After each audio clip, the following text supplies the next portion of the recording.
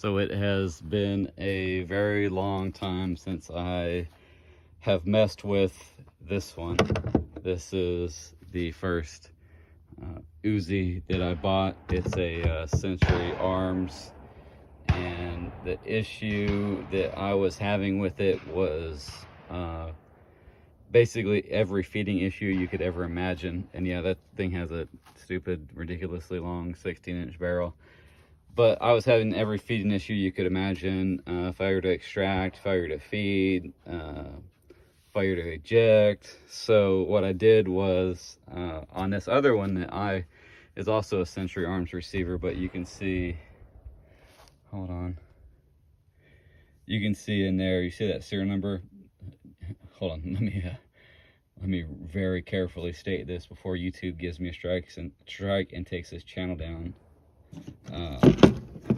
The serial number on the gun is like right over here, right there. That is the serial number from a full auto bolt that goes to a gun that was demilled. And I don't know if Century Arms, when they made theirs, what they did, if that one's actually a full auto. That's just, you know, they completely got rid of the number when they fabricated the rest of it. But what had happened is, oh, look at my little Call of Duty charm thing. Interesting time that I'm making this video. It just happens to be I was out thinking about things that I don't need, because I literally have like 5 Uzis right now, so not all of them are gonna be with me forever. So first one to get rid of is that top one. I don't have a reason to have anything that I can't put a suppressor on, so it's gonna go. So I gotta make sure it works. But what happens is, the Uzi is probably one of the easiest, you know, for a legal SOT holder to convert, because originally, you know, it's a 9mm submachine gun, fired from a open bolt. So the bolt's locked to the rear. You pull the trigger, bolt goes forward, takes a round out of the magazine, slams it into the chamber, and has a fixed firing pin in the front of the bolt that just automatically fires it. So when you do the conversion, to legally have the receiver not be what the ATF, fuck them, considers a machine gun, you have to have a blocking bar in there. So in this little area, which I don't know if I might take one apart. In this area right in here, from like here to here, you can kind of see where it's been welded and ground down. There is a metal bar that kind of corresponds with this groove cut out in the bolt. So basically, this is what's called a slotted bolt, and then there's a blocking bar in there. And what it does is it prevents you from taking a full auto bolt and just dropping it in there and firing away, because there are so few things to do. Like I said, I don't want to get the video removed. So basically, there's like, no kidding, to make this full auto, there is only 2 things you need to do. And one of them has to do with the receiver being made a little bit different.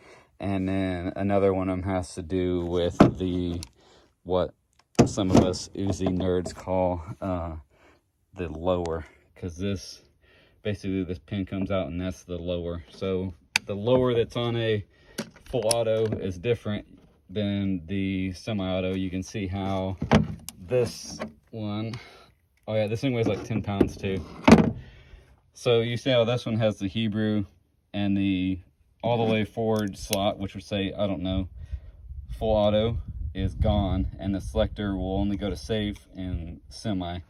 And this one, you can see that when they did it, whoever, you know, Century Arms marks it, they completely get rid of the Hebrew, and they put a safe and a fire. And even though the third position little thing is still there, there's something that's done that will prevent it from going into it. But I don't want to talk about all that. You can literally go on like the Uzi Talk forum, and it's about like a 5-minute read for you to completely understand what's needed to be done to make these full auto. So basically anything, just like, you know, the Tech 9, everybody says that they're, you know, unreliable and they don't feed good and they jam. It's because it originally was a open bolt submachine gun. And just like these, basically every time you convert something to semi-auto, whether it's this, like a Mac 10, Mac 11, you know, Military Armament Corporation style gun, you have to do a whole lot of weird stuff. Basically, it involves getting rid of the mechanism that allows the open bolt to work, and you put a striker in there. So now these are both striker fired. So with that comes all kinds of problems. It depends on who machines the bolt, what company makes it. You can see this is extremely wide right here compared to this one. And I had this bolt converted from the full auto to the one that would take a striker. And I'm not saying the person who converted it did a bad job, because I think he did a great job. He's done like 5 of them for me already. But if you don't have the slot at the right spot, let me see if I can, we will take the top cover off and I will show you. Put it right here in the tripod. Let's see how I can get this to work.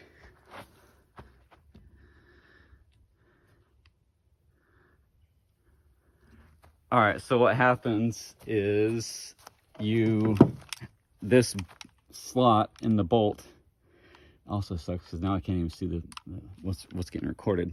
So take the top cover off and I'll show you what's going on. So in here, let me see if I can, sorry, you guys are gonna get motion sickness while I lower the camera just a little bit. Sorry. All right, so what happens in here is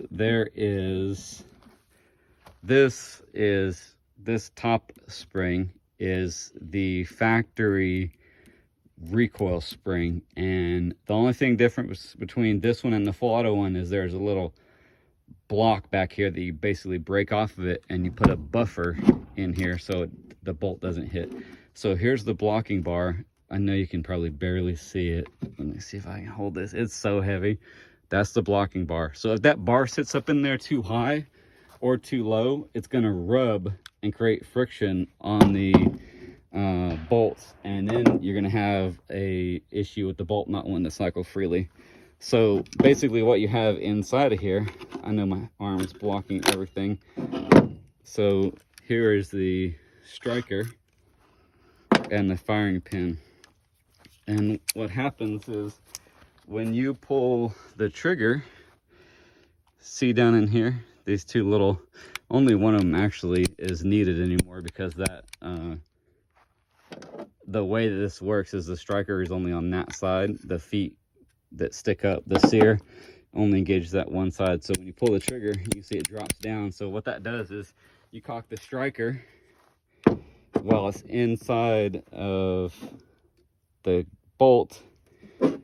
Sorry, I'm trying to tell the story, get completely oiled up, greasy, and get attacked by bugs. So the striker goes in there like that, and you can see the firing pin is protruding enough. So basically, you cock the gun, it locks the striker back on the little sear, and then when you pull the trigger, it allows the striker to go forward. So that just makes all kinds of extra issues, because you might have what some people will call a fully supported chamber. So like the face of the bolt on the full auto is a whole lot different right here. There's a fixed firing pin that'll stick out, and then this raised up ledge basically goes all the way around the bottom. On the semi-auto, you grind that down so the bolt can allow the round to feed easier into the chamber and into the barrel, because there's all kinds of issues that drives when that has that lip on it. When it's full auto, it doesn't matter. It just somehow it just works. It just shoves it in there. It's like, fuck you, you're gonna get in the hole.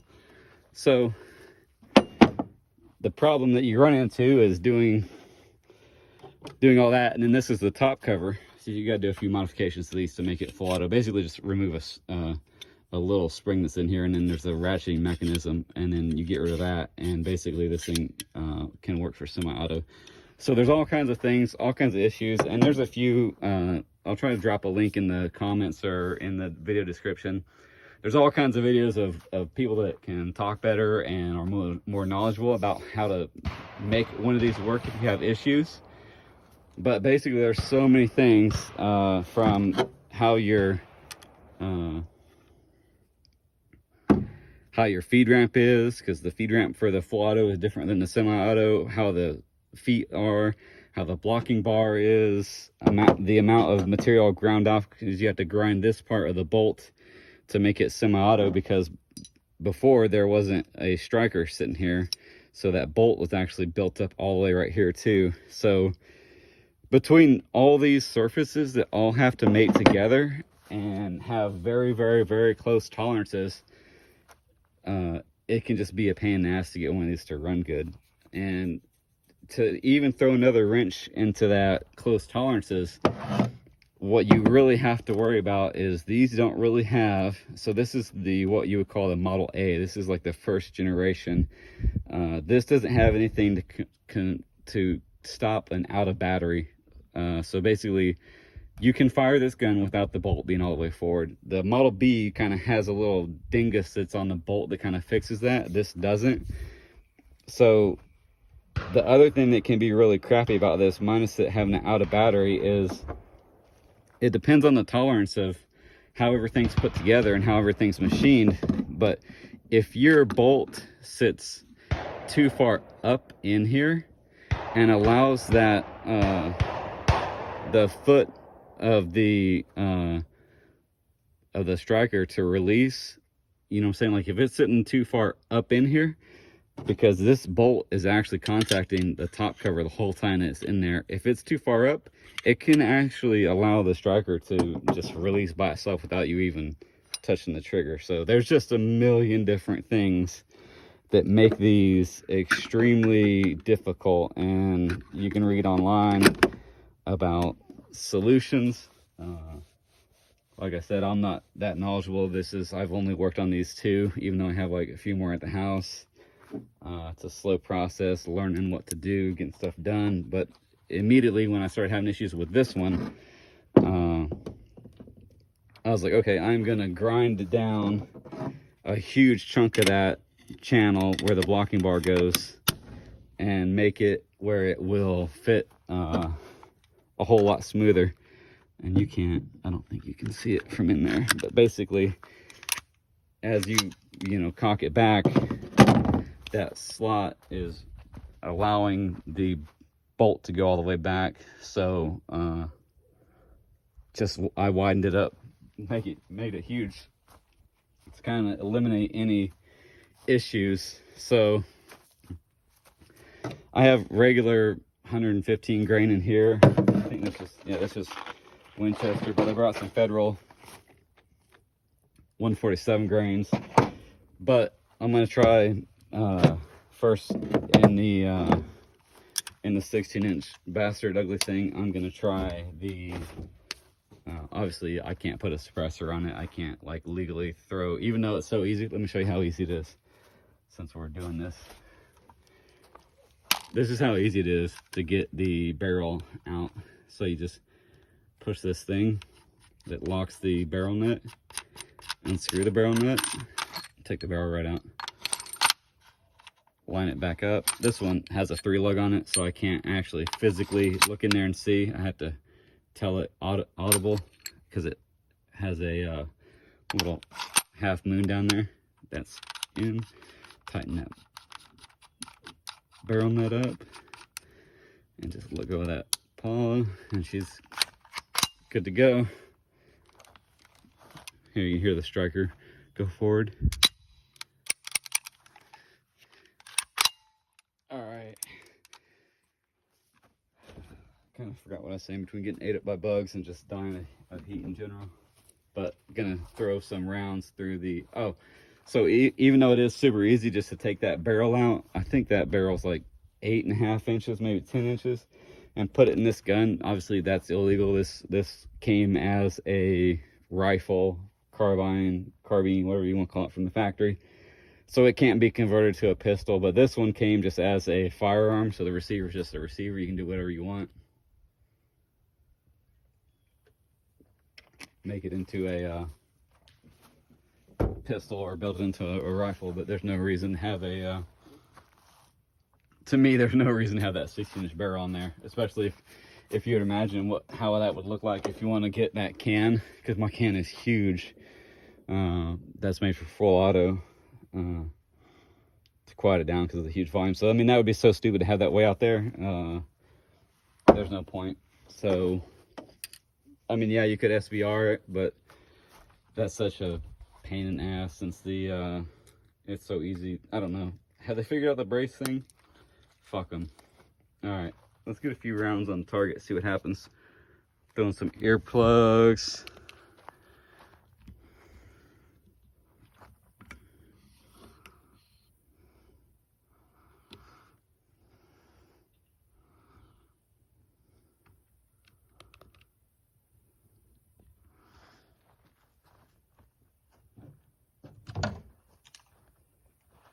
So this is a lovely 25 round magazine.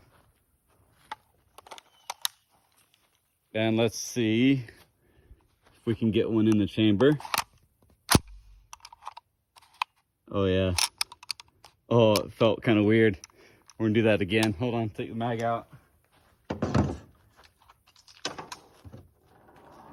I just spit that one out into the bed of the truck. I'm gonna make sure that because what you gotta do is you gotta make sure this also has a stupid grip safety. So you gotta make sure that the grip safety, you can't cock the striker unless the grip safety is depressed. So what I was a little bit afraid of a minute ago is the round not being all the way in there. So like, see, I didn't get it all the way in there. So let me go over here.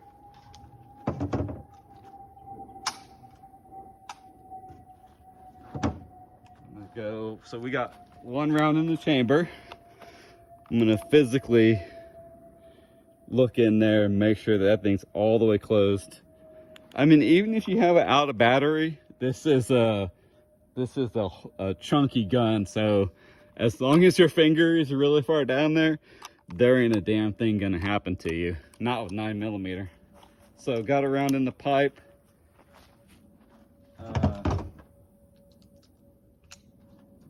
Put the mag back in and I'm gonna see what happens.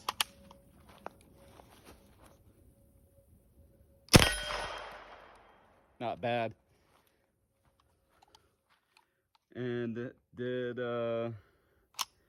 does look like it got another round in there.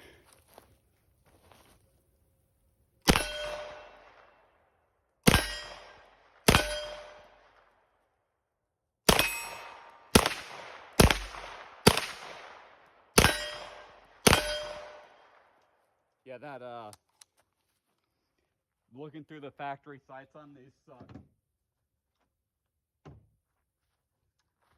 You have so just back here in the back, you see it has 100 on there. I don't know if it's focusing. Anyway, it says 100 and then 200, and then so that doesn't, you can't do any changes with the sights on the rear sight, the front sight. So on the Model A, this is the Model A, you can't change the rear, only the front. So this does windage and elevation. It does elevation by screwing up and down, and windage because that post is in the middle. So when you turn it, it kind of off centers itself. So it wasn't that bad. It was kind of on, spot on.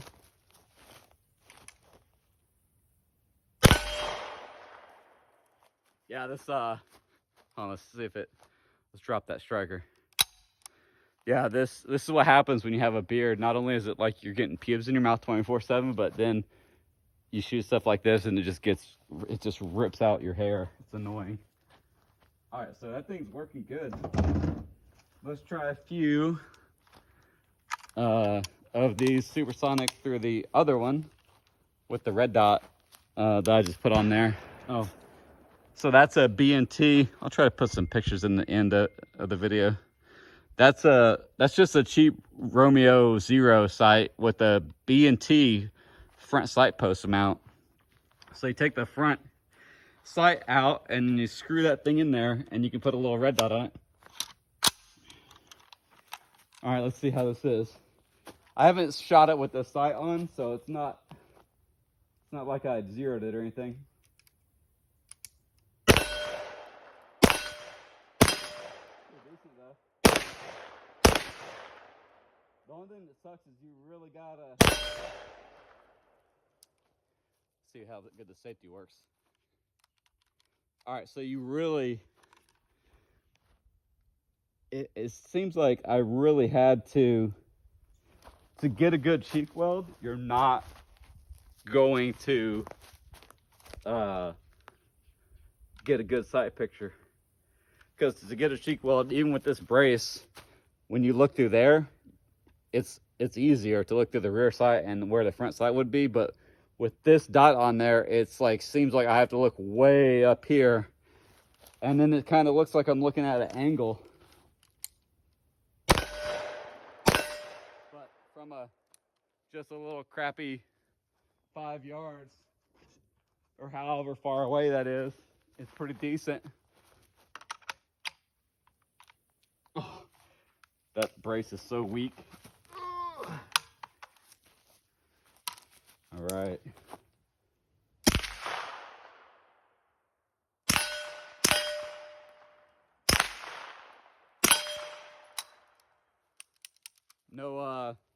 No last round bolt hold open on the Uzi. Look at how long that thing is. Let's load up some Subsonic. Hold on a minute. All right, got some Subsonic. You'll notice they're truncated, as in that front of the bullet is completely flat. It sucks. There's only a few companies that make Subsonics that aren't truncated. I don't know why it's like that. But it kind of doesn't work for feeding very good in crappy guns, you know, because it might just hit on the feed ramp.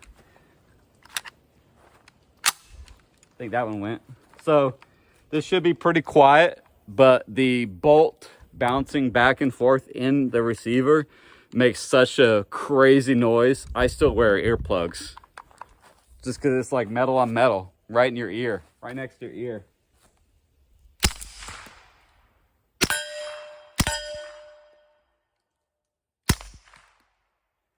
Let me try one without one plug in and see how it is. Yeah, that's still pretty loud, even though these are Subsonic. That, I don't know if it's just the bolt or, I don't know.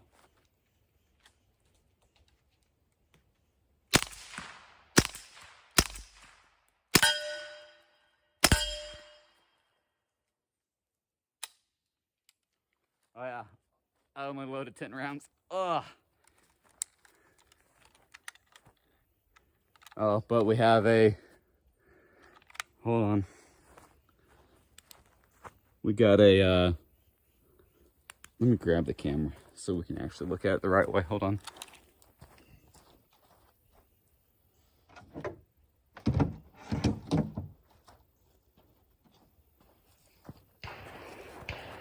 Sorry.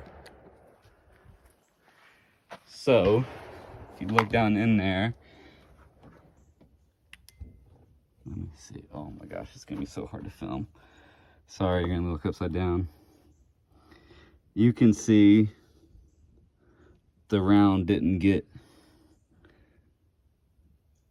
in there. And it's kind of weird because I'm not gonna like jinx myself or anything, but that looks like a supersonic round. I don't know why there would be a supersonic round in my box of subs, unless I messed up and somehow, I don't know. Let me see. Get that magazine out. Oh.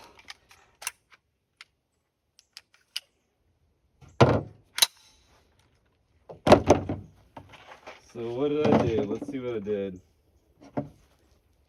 So unless somehow I fucked up and had 2 rounds in there, or somehow I fucked up and had 2 supersonic in this box, the one way we're going to tell though is we're going to take these out and see if they say Federal on the back. Might be a conspiracy theory. All right, let's see. Winchester. So somehow my dumbass, either I didn't empty that mag all the way, or what I was doing last time shooting is I put 2 random supersonic rounds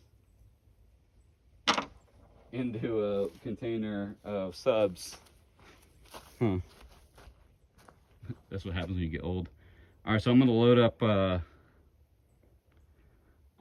subsonic rounds, and I'm gonna put subsonic through the 16-inch barrel, just to make sure that if somebody does want to do that, it'll work too. So give me a minute. All right, so here's the other thing I was thinking about. We could probably go back and watch the video and see if for some reason I didn't have all the rounds out of that magazine, which is kind of fucked up because, yeah, anyway. So 16-inch barrel, loaded up 5 of the subsonic just to see how they feed in this thing, and hopefully it works.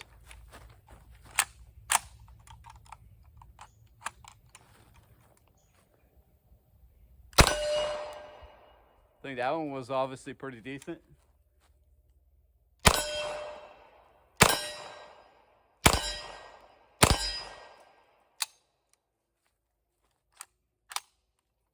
Awesome. She's ready for a new owner, I think. Not on here though. YouTube weird watching people that somehow review my videos and give me channel strikes for no fucking reason. The gun's not for sale here.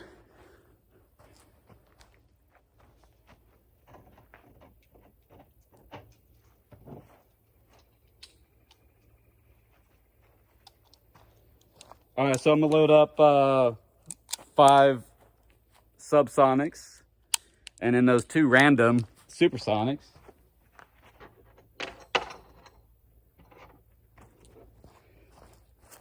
So fit these in just because I don't want to run them through anything else, because that one kind of got fucked up.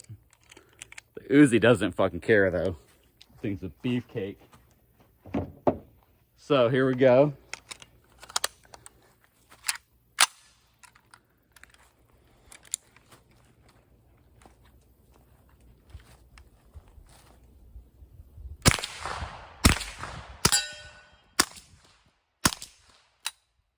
There's obviously a huge difference in sound.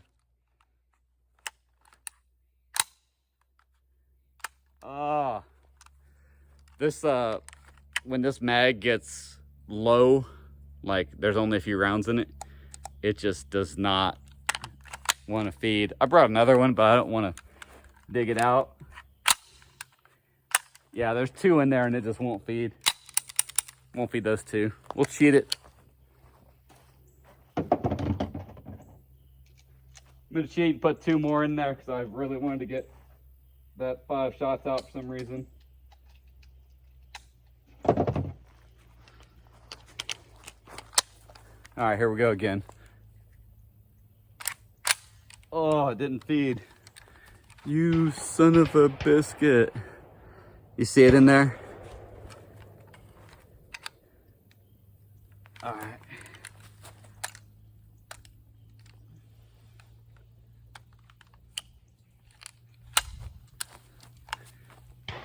Yeah.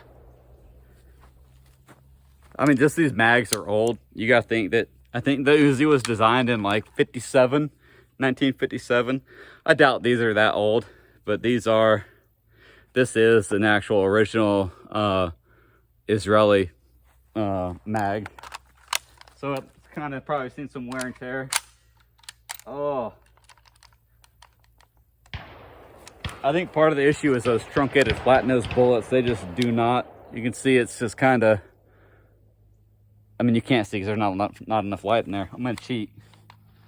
It's just basically getting stuck on the feed ramp. You're gonna break your extractor. Where are those guys? Don't comment on my video if you gotta say that, please.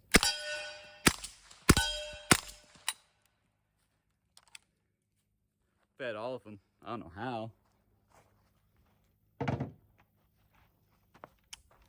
Since I'm talking shit, let me go back in here and explain what I was talking shit about. people say, and you can read the comments of certain videos, and they will tell you frequently to not ever take a mag and just randomly put it back in your holster. They will tell you to never take a gun and take a round and manually put it in there, put it into the chamber, and then close the slide. They tell you that that will always break the extractor, which somehow, I mean, what do these guys think that happens on a bolt action firearm? They think that isn't getting done the same way. It's so weird how loud that is. I mean, I have earplugs in, so whatever, but like when you go from shooting silenced guns to just pointing at the dirt and killing a frog. Yeah, I'm not worried about breaking an extractor because somehow, for some reason, I think it's still gonna go bang.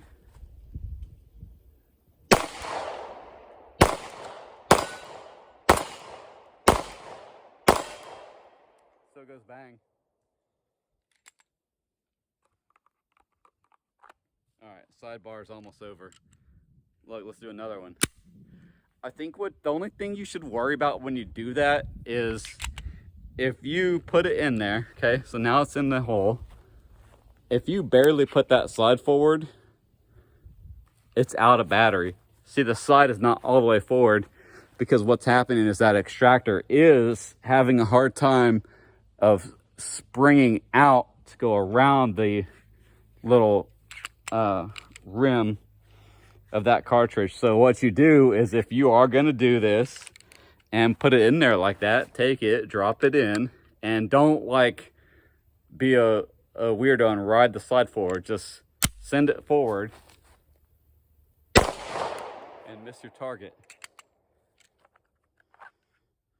All right, enough ranting about random shit. Oh, I got to defend my honor, since I am, not only am I normally just a horrible shot, but let me start with my excuses. I'm shooting very small targets, and it's like a shooting.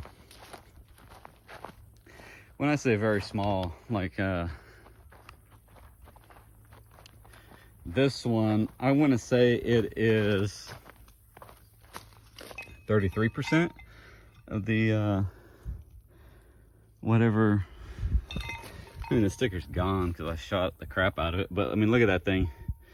It's like just barely bigger than my hand. I think it's a 33% of the IP, whatever the standard target thing is. And then this one,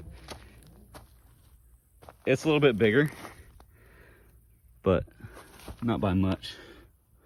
I mean, it is a whole lot bigger, but still, like, from a good distance away, it's still kind of hard to hit, especially if you suck.